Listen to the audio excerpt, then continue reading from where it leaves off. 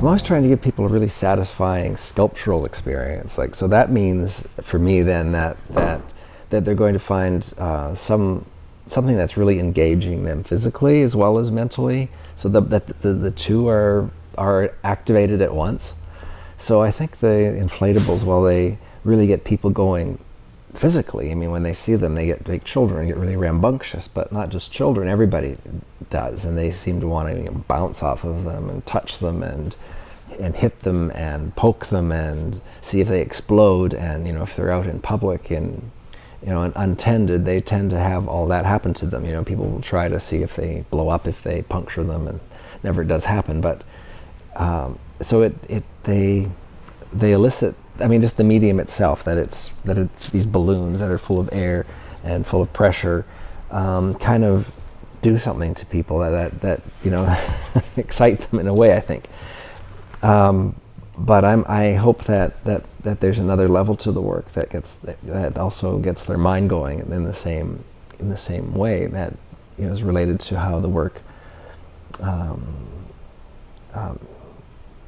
relates to the space that it's in and the context, the history maybe, and the history of art as well. I think is quite present in my work. Going back to the ancient sculptors who were interested in how they animate stone or bronze, how they bring it to life, and so I'm sort of taking on that literally and sort of improving it by making the things really move and breathe, and so that's why I'm really interested in as much detail in the figures as I can get.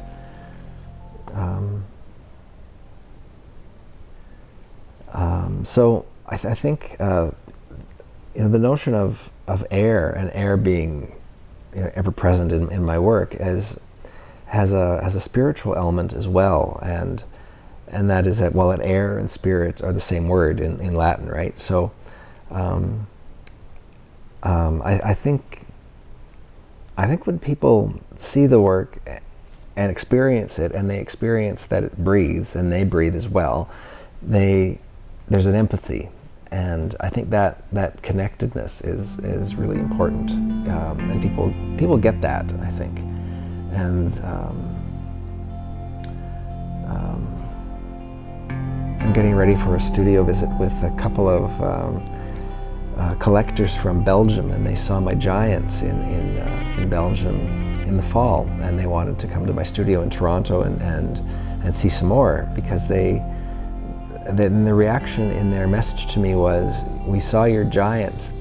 we stopped breathing because they were breathing for us, and people find them moving, and which is really always surprising and delightful for me, because they are just balloons, and yet people are moved by them.